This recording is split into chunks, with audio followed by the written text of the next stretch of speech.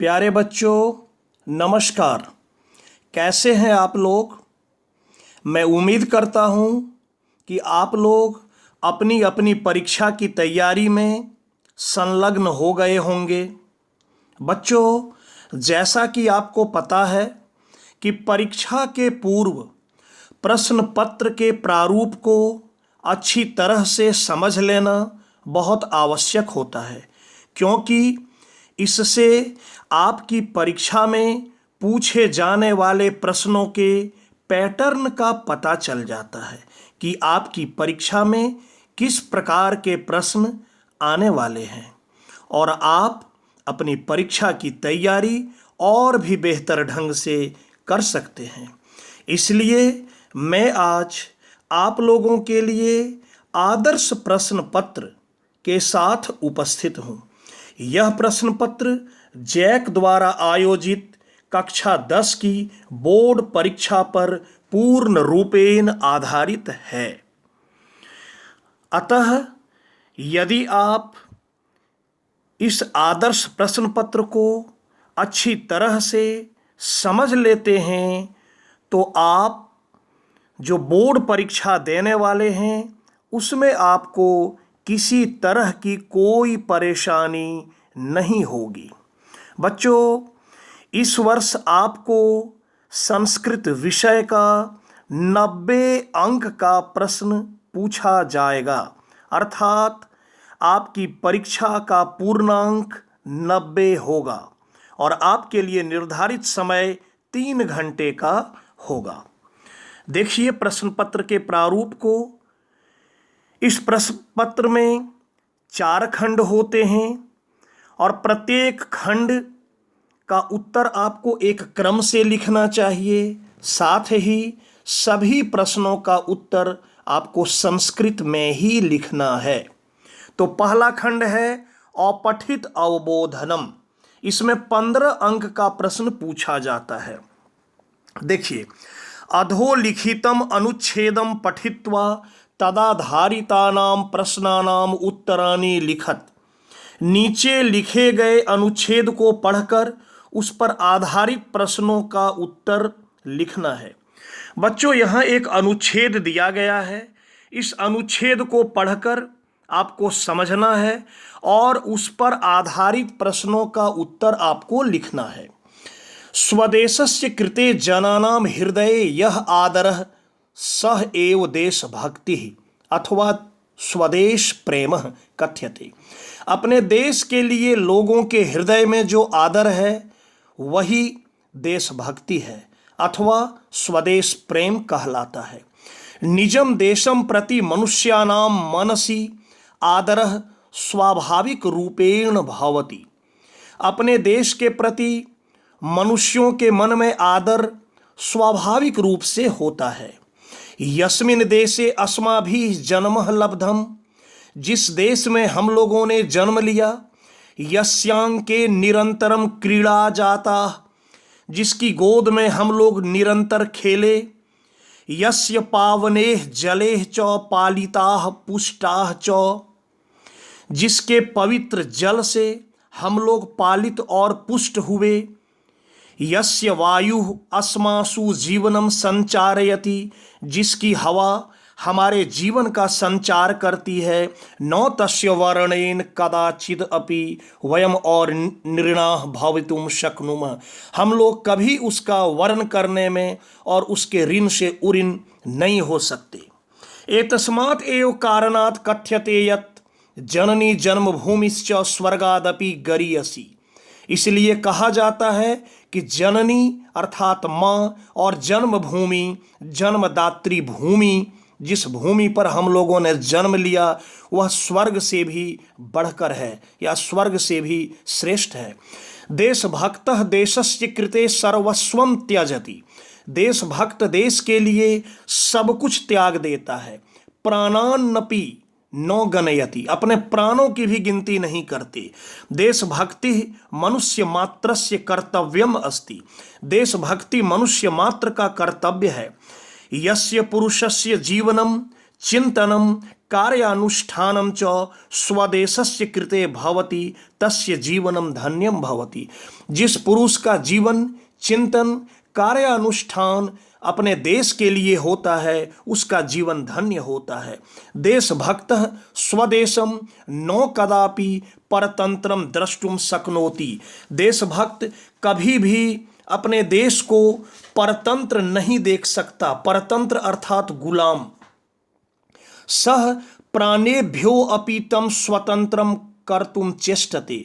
वह अपने प्राणों से भी उसे स्वतंत्र करना चाहता है। सह देशः धन्यः यत्र देशभक्ताः जायन्ते। वह देश धन्य है जहाँ देशभक्त जन्म लेते हैं।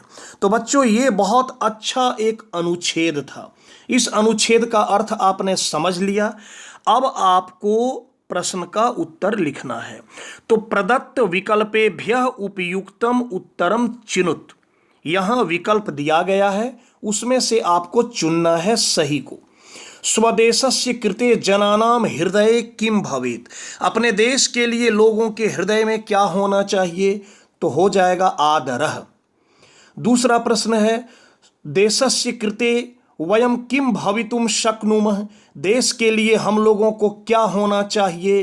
तो यहाँ हो जाएगा अनृणाः, दूसरा विकल्प। तीसरा प्रश्न है जन्मभूमि कुतः गरीयसी। जन्मभूमि कहाँ से श्रेयस्कर है या श्रेष्ठ है? इसका उत्तर हो जाएगा दूसरा विकल्प स्वर्गात। चौथा प्रश्न घ नंबर कह स्वदेशम परतंत्रम द्रष्टुम न शक्नोति। कौन अपने देश को परतंत्र या गुलाम नहीं देख सकता है? इसका उत्तर हो जाएगा तीसरा विकल्प देशभक्तः। दूसरा प्रश्न का उत्तर कह रहा है कि पूर्ण वाक्येन उत्तरत। इसका उत्तर आपको पूर्ण वाक्य में लिखना है। देशभक्ति का भवति। देशभक्ति क्या होती है? तो इसका उत्तर आप लिखिएगा स्वदेशस्य कृते जनानाम हृदये यह आदरः सह एव देशभक्ति भवति। अपने देश के लिए लोगों के हृदय में जो आदर सम्मान होता है वही देशभक्ति होती है। दूसरा प्रश्न कस्य जीवनम धन्यम अस्ति। किसका जीवन धन्य है? इसमें आप लिखिएगा यस्य पुरुषस्य जीवनम चिंतनम कार्यानुष्ठानं च स्वदेशस्य कृते भवति तस्य जीवनम धन्यम भवति। अब तीसरा प्रश्न में कह रहा है कि निर्देश जैसा दिया गया है वैसा आपको विकल्प में से चुनकर लिखना है। संपूर्णम इत्यर्थे गद्यांशे किम पदम प्रयुक्तम। संपूर्णम इसी अर्थ में या इसी अर्थ के लिए गद्यांश में कौन सा पद प्रयुक्त हुआ है? तो गद्यांश में एक शब्द आया था सर्वस्वम। दूसरा विकल्प हो जाएगा सर्वस्वम। सर्वस्व मतलब होता है संपूर्ण। दूसरा प्रश्न है प्राणान्नपि इति पदस्य शुद्धम संधि छेदम किम। इसका संधि विच्छेद शुद्ध क्या होगा? इसका शुद्ध संधि विच्छेद हो जाएगा प्राणान जोड़ अपि। ये पहला विकल्प हो जाएगा अ नंबर। उसके बाद गौ नंबर वाला तीसरा प्रश्न अस्मासु इति पदे का विभक्ति प्रयुक्ता। अस्मासु इस पद में कौन सी विभक्ति प्रयुक्त हुई है? तो इसमें सप्तमी विभक्ति प्रयुक्त हुई है। अब दूसरा विकल्प ब नंबर सप्तमी कर दें। चौथा प्रश्न कर्तुम इति पदे कह प्रत्यय। कर्तुम इस पद में कौन सा प्रत्यय है? तो कर्तुम में तुमुन प्रत्यय है। ये अंतिम विकल्प जो है 2 नंबर में तुमुन वह हो जाएगा। और पांचवा प्रश्न पावनेह जलेह इत्यनयोः पदयोः विशेषण पदम किम। पावनेह जलेह इन दोनों पदों में से विशेषण पद क्या है? विशेषण पूछ रहा है यहाँ, तो इसमें विशेषण हो जाएगा पावनेह। और इसका अंतिम प्रश्न पूछ रहा है अस्य अनुच्छेदस्य कृते समुचितम शीर्षकम लिखत। इस अनुच्छेद के लिए समुचित शीर्षक लिखिए। इसका सबसे उचित शीर्षक होगा देशभक्ति या देशभक्ता भी लिख सकते हैं। या इसके अलावे आपके मन में कोई बहुत अच्छा शीर्षक लगता है तो आप लिख सकते हैं। वैसे यहाँ देशभक्ति पर बताया गया है, तो देशभक्ति और देशभक्त की विशेष रूप से चर्चा हुई है, इसलिए मैंने इन दोनों शब्दों को बताया शीर्षक के रूप में।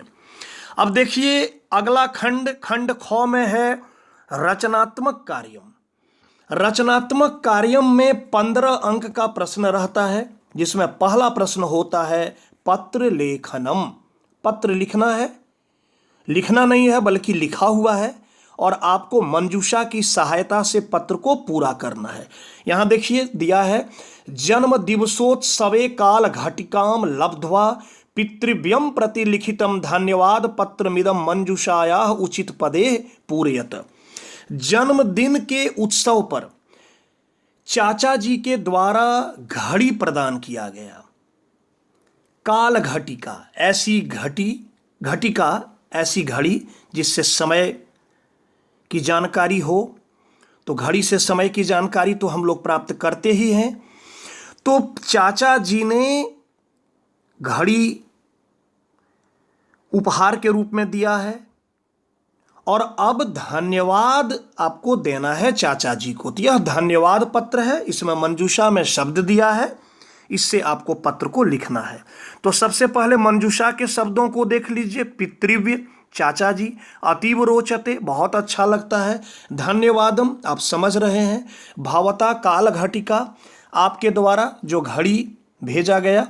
समय, समय में। अनुजह, नाम है। विलासपुरम, जगह का नाम है। सादरम नमस्कारम, सादर नमस्कार। समयस्य, समय का। पालनम मतलब पालन, और आवश्यकम, आवश्यक। तो ये शब्द हैं।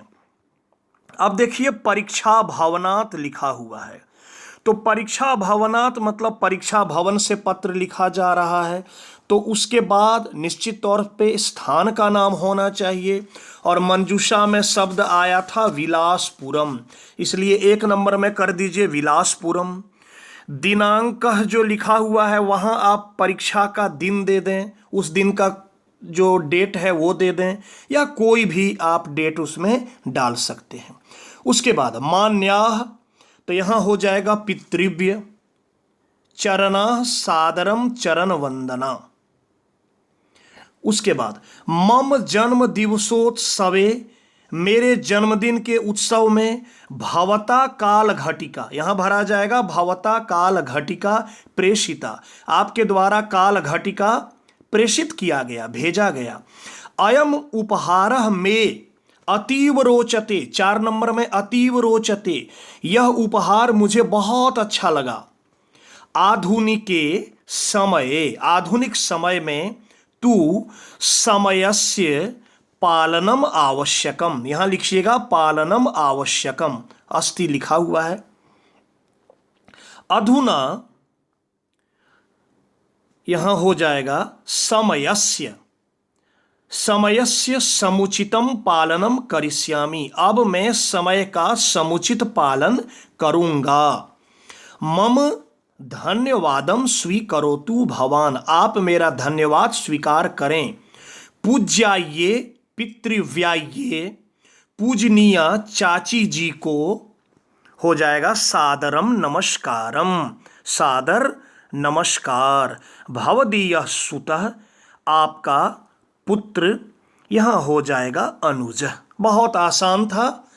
तो इस तरह से पत्र लेखन रहेगा आपकी परीक्षा में। उसमें से 10 रिक्त स्थान रहेंगे। मंजूषा में आपको 10 शब्द दिए हुए रहेंगे, उन्हीं शब्दों से आपको पत्र को पूरा करना है। तो ये हो गया पत्र लेखन। उसके बाद तीसरा सबसे महत्वपूर्ण प्रश्न यह रहता है चित्र वर्णनम से। यह 10 अंक का प्रश्न रहता है। इसमें भी मंजूषा दिया हुआ रहेगा, एक चित्र रहता है, और चित्र के आधार पर आपको संस्कृत के 5 वाक्य शुद्ध शुद्ध लिखने हैं। जो निर्देश दिया है वो पढ़िए, मैं पढ़ देता हूं, आप इसे समझने का प्रयत्न करें। मंजूषायाम प्रदत्त शब्दानाम सहायतया, मंजूषा में दिए गए शब्दों की सहायता से अधोदत्तस्य चित्रस्य वर्णनम संस्कृतस्य 5 वाक्येषु कुरुत। मंजूषा में दिए गए शब्दों की सहायता से नीचे दिए गए चित्र का वर्णन संस्कृत के 5 वाक्यों में करें। मंजूषा में शब्द दिया सागर तटम मतलब समुद्र का किनारा, नारिकेल वृक्षा नारियल के पेड़, नौका नाव, जलपोता पानी में चलने वाला जहाज जिसे इंग्लिश में शिप कहते हैं, जनान लोगों को, विशालम विशाल, द्वे पर्ण कुटीरे 2 झोपड़ी, नयंती ले जाते हैं, तरंगाह समुद्र में जो लहर होता है उसे कहते हैं तरंगाह, सूर्य सूर्य। तो इस पर आपको 5 वाक्य लिखने हैं। लिखने के तो कई वाक्य लिखे जा सकते हैं, किंतु आपको यहाँ 5 वाक्य आसान आसान वाक्य आप लिखिए ताकि गलती होने की संभावना कम रहे। तो पहला वाक्य आप लिख सकते हैं, इदम सागर तटस्य चित्रम अस्ति। यह सागर तट का या समुद्र तटस्य भी लिख सकते हैं, समुद्र तटस्य चित्रम अस्ति। मंजूषा में सागर शब्द था, सागर तटम, इसलिए मैंने सागर तटस्य बोला। तो इदम सागर तटस्य चित्रम अस्ति। उसके बाद जले जलपोतः चलति, पानी में जलपोत चल रहा है। अत्र द्वे पर्ण कुटीरे स्तः, यहां 2 झोपड़ी है। उसके बाद सागर तटे द्वौ नारिकेल वृक्षौ स्तः, सागर के किनारे या समुद्र के किनारे 2 नारियल के पेड़ हैं। आप देख रहे हैं 2 नारियल के पेड़ को दिखाया गया है। और अंत में लिख दीजिए अत्र सूर्यास्तम भवति, यहाँ सूर्यास्त हो रहा है। बच्चों आप कई वाक्य लिख सकते हैं, लेकिन आपको 5 ही वाक्य लिखना है, इसलिए मैं आपको आसान आसान 5 वाक्य बताया। आगे बढ़ते हैं। अगला खंड, खंड गौ, अनुप्रयुक्त व्याकरण। इस खंड में व्याकरण पर आधारित प्रश्न पूछे जाते हैं। अनुप्रयुक्त व्याकरण में आपके प्रश्न पत्र में 25 अंक के प्रश्न रहेंगे। देखिए, सबसे पहला प्रश्न संधि अथवा संधि विच्छेद पर आधारित। अधोलिखित वाक्येषु रेखांकित पदानाम संधिम विच्छेदम वा कृत्वा लिखत। नीचे लिखे गए वाक्यों में रेखांकित पदों के संधि या संधि विच्छेद आप करके लिखें। तो पहला है मातृजोड़ आदेशः शिरोधार्यः अस्ति। तो आपको यहां लिखना है मात्रादेशः, मातृजोड़ आदेशः हो जाएगा मात्रादेशः। दूसरा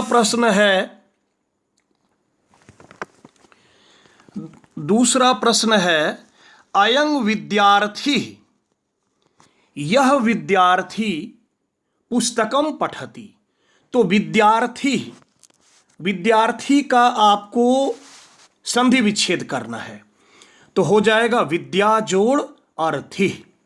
तीसरा प्रश्न है मम नाम देवेंद्र अस्ति। तो यहां देवेंद्र का संधि विच्छेद करना है, हो जाएगा देव जोड़ इंद्र। उसके बाद पवनः शनैः शनैः वहति, पवनः पो जोड़ अनः, वाक्य पूरा उतार दीजिए, शनैः शनैः वहति।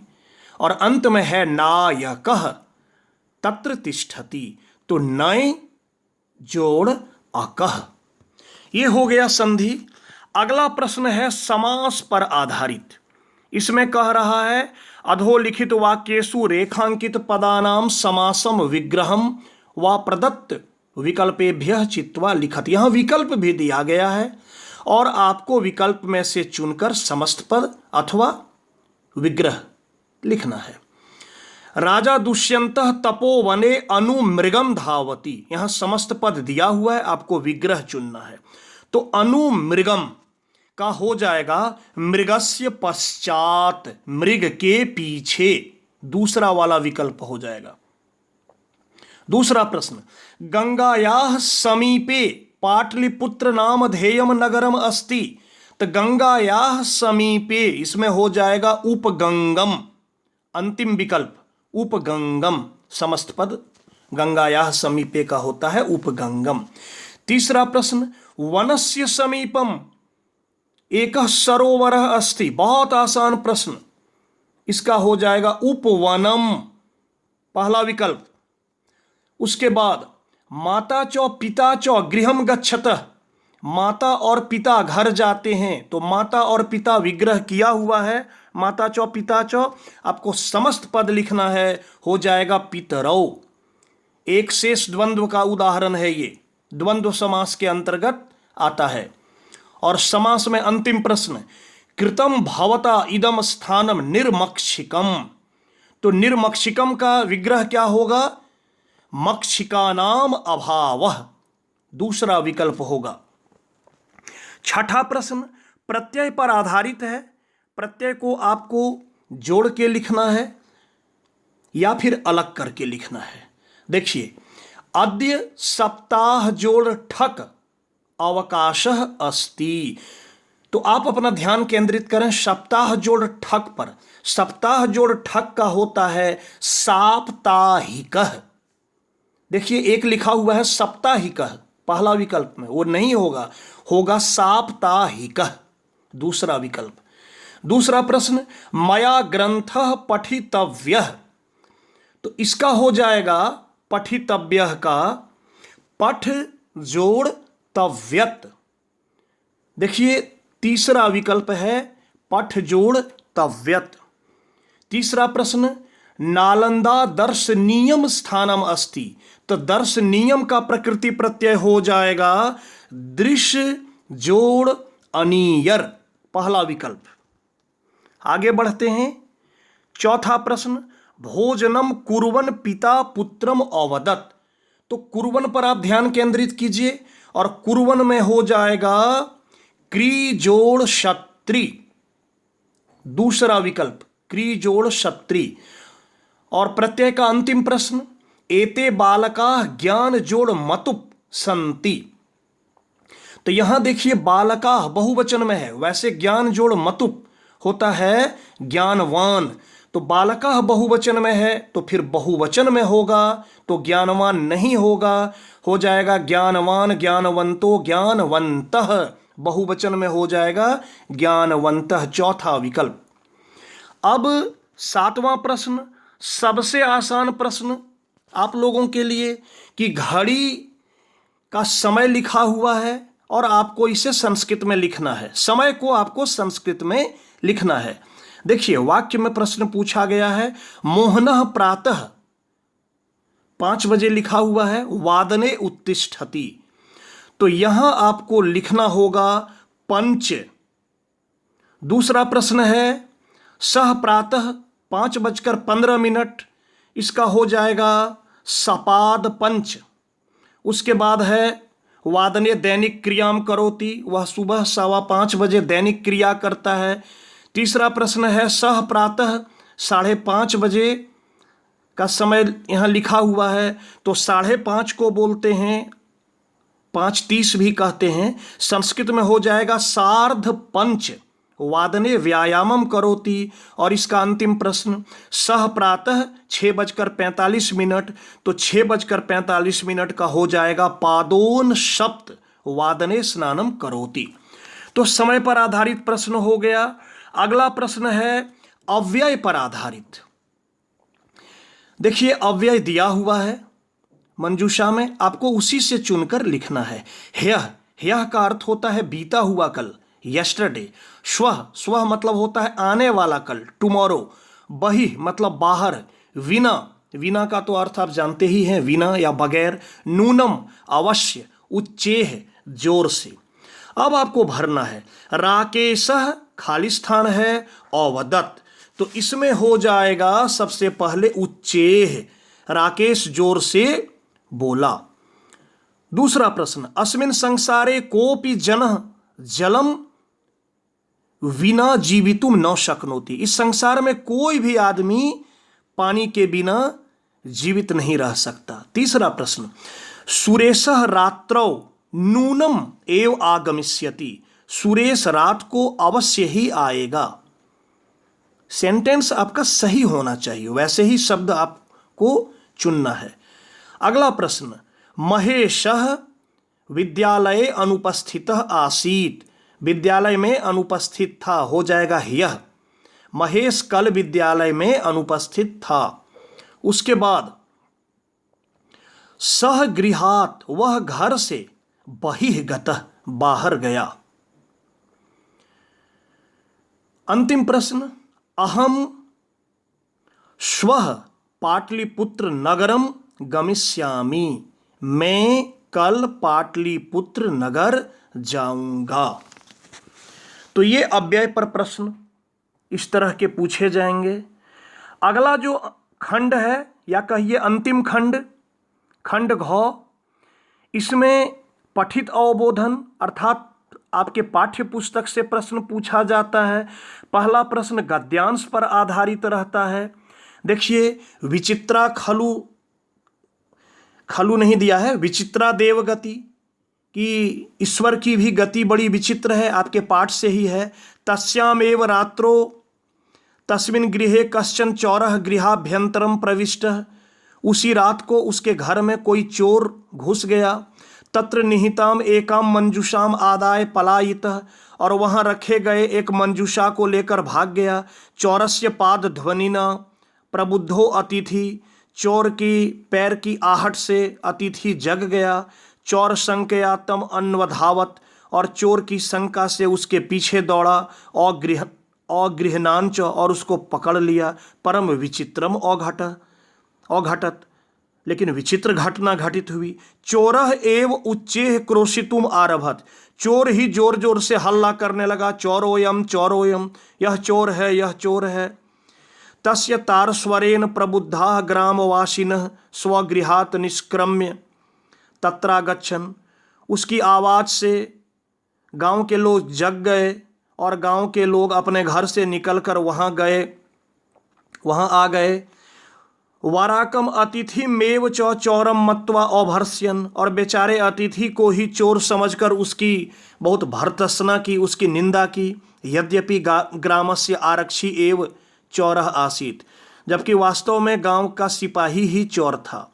तत्क्षणमेव रक्षा पुरुषः तम अतिथिम चौरम इति प्रख्याप कारागारे प्रक्षिपत, उसके बाद वहाँ सिपाही आकर उस अतिथि चोर को पकड़कर कारागार में डाल दिया। तो ये आपके पाठ पर आधारित है, पाठ से है। अब इसमें एक पद का उत्तर लिखना है, एक पद में, एक पदेन उत्तरत। किम आदाय चोरः पलायितवान, चोर क्या लेकर भाग गया, तो इसमें होगा मंजूषाम। दूसरा प्रश्न है चौरस्य पाद ध्वनिना कह प्रबुद्धः, चोर की पैर की आहट से कौन जग गया, तो होगा अतिथि। दूसरा प्रश्न है पूर्ण वाक्य में उत्तर लिखना है कि रात्रो ग्रामवासिनः किम अकुर्वन्, रात को गांव के लोग क्या किए, तो रात्रो ग्रामवासिनः स्वगृहात् निष्क्रम्य तत्र आगच्छन् वाराकम अतिथिमेव चौरम मत्वा अभर्त्स्यन्। आपके गद्यांश में है, उसी से आप लिख लेंगे। तीसरा प्रश्न कह रहा है कि जैसा निर्देश दिया है वैसा आपको करना है। यहाँ विकल्प दिया हुआ है और विकल्प से आपको चुनकर लिखना है। आगच्छन इति क्रियापदस्य कर्तृपदम किम, आगच्छन इस क्रियापद का कर्ता पद क्या है, सब्जेक्ट क्या है, तो यहाँ हो जाएगा ग्रामवासिनः, पहला विकल्प। दूसरा प्रश्न है तस्मिन इति पदे का विभक्ति, तस्मिन इस पद में कौन सी विभक्ति है, इसमें हो जाएगा सप्तमी। तीसरा प्रश्न है प्रविश्य इत्यस्य विलोम पदम किम, प्रविश्य इस पद का विलोम पद क्या होगा, इसका होगा निष्क्रम्य, दूसरा विकल्प।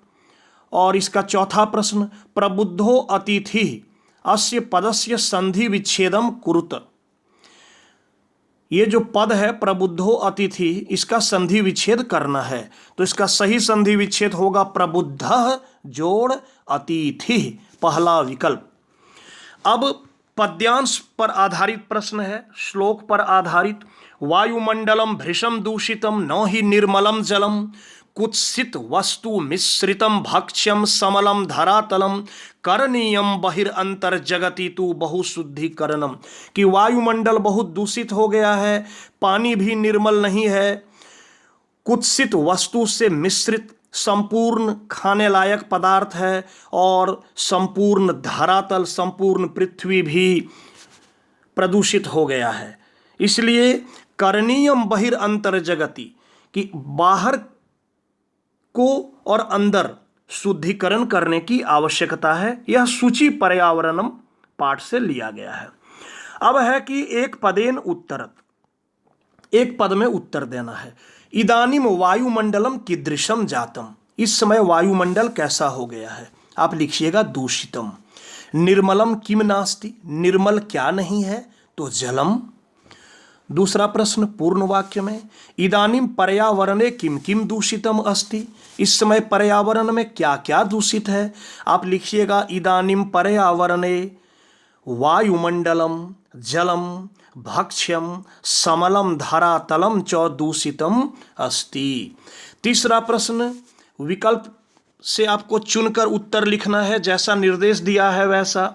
तो जगति इति पदे का विभक्ति, जगति इस पद में कौन सी विभक्ति है, इसका उत्तर होगा सप्तमी, दूसरा विकल्प। दूसरा प्रश्न है निर्मलम जलम इत्यनयोः पदयोः विशेष्य पदम किम, निर्मल जल, ये दो पद है निर्मलम जलम, इन दोनों में से विशेष्य पद क्या है। कई बार विशेषण पूछता है, कभी कभी विशेष्य पूछता है, इसलिए प्रश्न को ध्यानपूर्वक आपको पढ़कर समझना है। यहाँ विशेष्य पूछा जा रहा है। तो निर्मलम जलम, निर्मल जल, जल कैसा है, निर्मल है, तो निर्मल हो गया विशेषण और जल हो गया विशेष्य, तो यहाँ विशेष्य पूछ रहा है, इसलिए होगा जलम। अगला प्रश्न अत्यधिकम इति पदस्य कृते पर्याय पदम चित्वा लिखत, अत्यधिकम इस पद का पर्याय पद, इसका पर्याय पद होगा भृशम, पहला विकल्प। चौथा प्रश्न करणीयम इति पदे कह प्रत्यय, करणीयम इस पद में कौन सा प्रत्यय है, तो इसमें अनियर प्रत्यय है, चौथा विकल्प। अब नाट्यांश पर आधारित प्रश्न है। एक सिंह सुखेन विश्रामयते, एक सिंह सुखपूर्वक विश्राम कर रहा था। तदेव एक वानरः आगत्य तस्य पुच्छम धुनोति, तभी एक बंदर वहां आकर उसके पूंछ को घुमा देता है। क्रुद्धः सिंहः तम प्रहर्तुम इच्छति, क्रोधित सिंह उसको मारना चाहता है। परम वानरस्तु कुर्दित्वा वृक्षम आरूढ़, लेकिन बंदर तो कूदकर वृक्ष पर चढ़ जाता है। तदेव अन्यस्मात् वृक्षात् अपरः वानरः सिंहस्य कर्णम आकृष्य पुनः वृक्षोपरि आरोहति, तभी दूसरे वृक्ष से दूसरे बंदर आकर सिंह के कान को खींचकर फिर पेड़ पर चढ़ जाते हैं। एवमेव वानराः वारम वारम सिंहम तुदंती, इस प्रकार बंदर बार बार सिंह को तंग कर रहे थे। क्रुद्धः सिंह इतस्ततः धावति, क्रोधित सिंह इधर उधर दौड़ता है। गर्जति गरजता है। परम किमपि कर्तुम असमर्थः एव तिष्ठति, लेकिन कुछ करने में असमर्थ रहता है। वानरा हसन्ति, बंदर सभी हंसते हैं। वृक्षोपरि च विविधा पक्षिणः, और वृक्ष के ऊपर बैठे हुए बहुत सारे पक्षीगण भी सिंहस्य एतादृशीम अवस्थाम दृष्ट्वा या दशाम दृष्ट्वा हर्ष मिश्रित कलरवम कुर्वन्ति, वृक्ष पर विभिन्न पक्षीगण बैठे हुए सिंह की इस प्रकार की अवस्था को या दशा को देखकर हर्ष मिश्रित कलरव करते हैं। अब प्रश्न है, ये नाट्यांश था, इसका अर्थ मैंने आपको बता दिया, आपको समझ में आ गया। सिंहस्य पुच्छम कह धुनोति, सिंह के पूंछ को कौन घुमा देता है, बहुत आसान है, वानरः। विविधा पक्षिणः कीदृशम कलरवम कुर्वन्ति, विभिन्न प्रकार के पक्षीगण कैसा कलरव करते हैं, तो हर्ष मिश्रित, अंतिम पंक्ति में यह शब्द था। दूसरा प्रश्न पूर्ण वाक्येन उत्तरत, पूर्ण वाक्य में आपको उत्तर लिखना है। क्रुद्धः सिंहः किम किम करोति, क्रोधित सिंह क्या क्या करता है, तो क्रुद्धः सिंहः इतस्ततः धावति गर्जति परम किमपि कर्तुम असमर्थः एव तिष्ठति, ये लिखिएगा। तीसरा प्रश्न कह रहा है विकल्प से उचित उत्तर चुनकर लिखिए।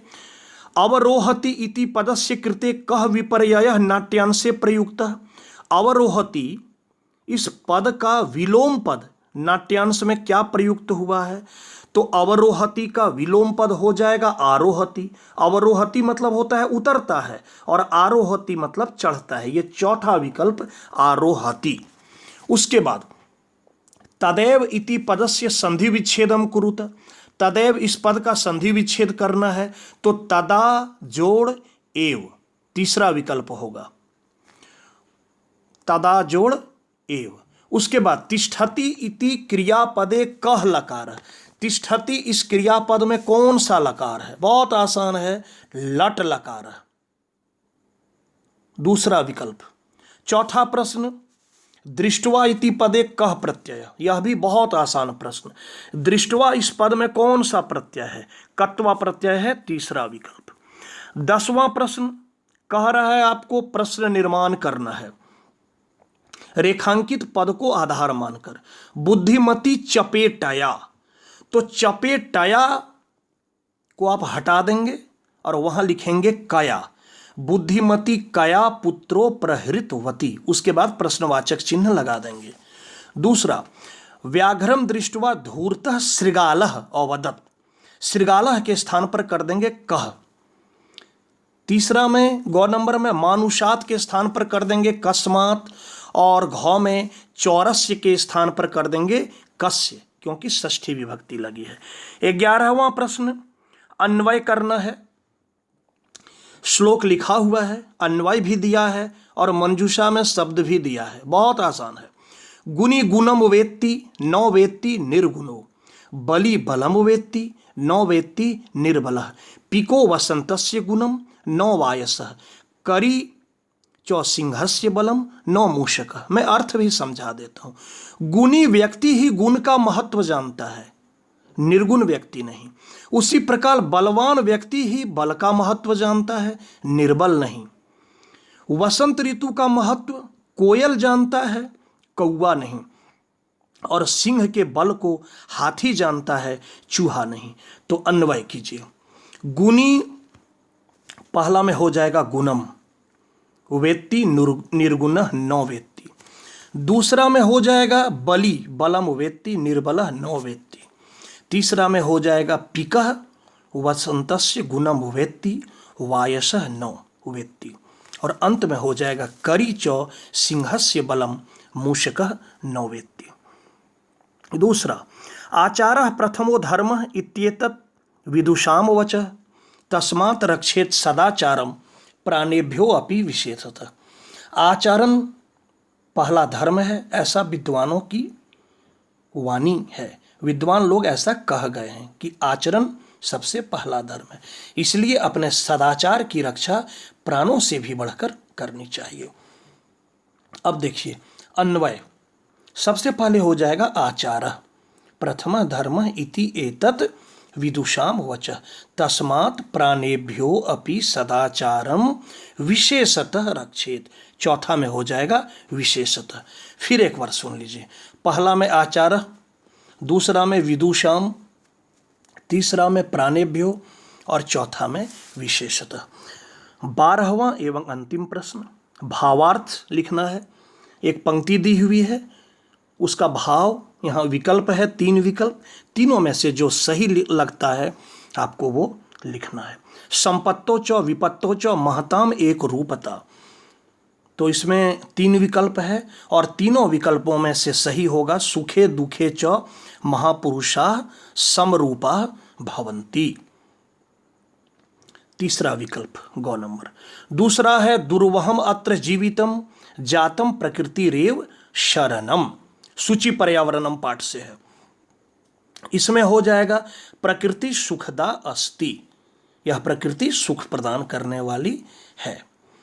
तीसरा समानशील व्यसनेषु सख्यम, इसका हो जाएगा स्ववर्गे परमा प्रीति, अपने वर्ग में स्वाभाविक प्रेम होता है।